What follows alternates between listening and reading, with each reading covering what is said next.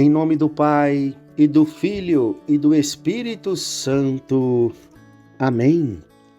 Queridos irmãos e irmãs em Cristo, hoje, 26 de março, quarta-feira da terceira semana da Quaresma, o evangelho que iremos escutar é tirado do capítulo 5 de São Mateus, versículos de 17 a 19.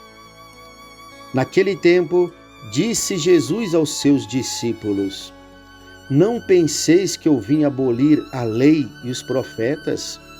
Não vim para abolir, mas para dar-lhes pleno cumprimento. Em verdade eu vos digo, antes que o céu e a terra deixem de existir, nenhuma só letra ou vírgula serão tiradas da lei, sem que tudo se cumpra. Portanto, quem desobedecer a um só destes mandamentos, por menor que seja, e ensinar os outros a fazerem o mesmo, será considerado o menor no reino dos céus. Porém, quem os praticar e ensinar, será considerado grande no reino dos céus. Palavra da salvação. Glória a vós, Senhor. Não penseis que eu vim abolir a lei, mas dar-lhe pleno cumprimento. Se os pais amam os filhos, o seu amor se manifesta em recomendações, conselhos e até mesmo proibições. A mãe adverte: não brinque com fogo, cuidado com o carro, atravesse na faixa, não fale com estranhos, tira isso da boca. E tudo por amor. A lei antiga, as 10 palavras, ou o decálogo como nós o chamamos, mostra que Deus ama seu povo e quer protegê-lo de inúmeros riscos da caminhada.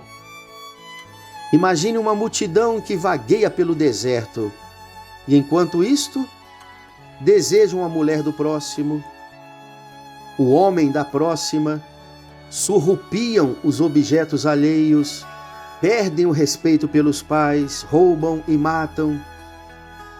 Teríamos uma espécie de guerra civil, semelhante à que se vive hoje nas grandes cidades brasileiras. Uma lei que brota do amor do pai pelos filhos não é um decreto que possa ser abolido, ainda que venha a evoluir conforme o grau de amadurecimento dos mesmos filhos, a caminho de uma liberdade crescente e responsável.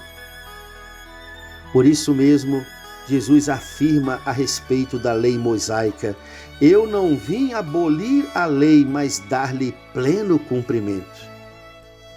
Naturalmente, se forem rompidos os laços de amor entre pais e filhos, aquelas normas de amor passam a ser vistas como decretos opressivos, cabrestos inaceitáveis. Sem amor, a obediência é absurda. Isto ajuda a entender a atual gritaria que clama por uma certa modernização da Igreja Católica, acusada de retrógrada e ultrapassada. Para tais críticos, até mesmo dentro da própria Igreja, modernizar significa, na prática, aceitar que a pessoa humana seja tratada como uma matéria-prima, como, por exemplo, os embriões imolados de acordo com as intenções das pesquisas científicas. Significa jogar no lixo a santidade do matrimônio, transformado em simples acasalamento ou então uma mera experiência afetiva. Significa autorizar que alguém decida quem deve nascer e quem não deve vir à luz pelo aborto legal. Quantas pessoas defendem a ideia de uma igreja mais moderna, uma igreja em diálogo com o mundo. O próprio Santo Padre, o Papa Francisco, por diversas vezes já nos fez este alerta: cuidado para não deixarmos o mundo entrar dentro de nós. Cuidado com a mundanização dentro da própria igreja.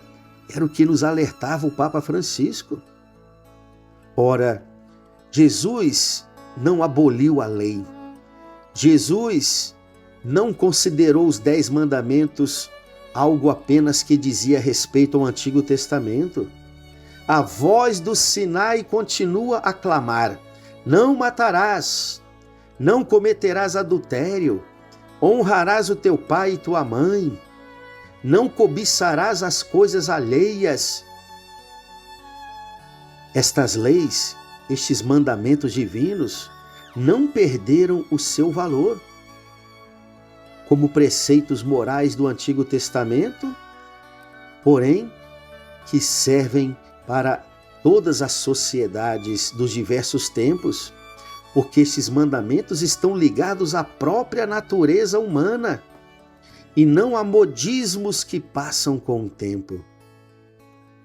Na prática, o Evangelho de Jesus Cristo mostrou-se ainda mais exigente, superando a letra fria da lei e chamando a uma existência orientada pelo amor, que dá a vida pelo amigo, como Jesus fez.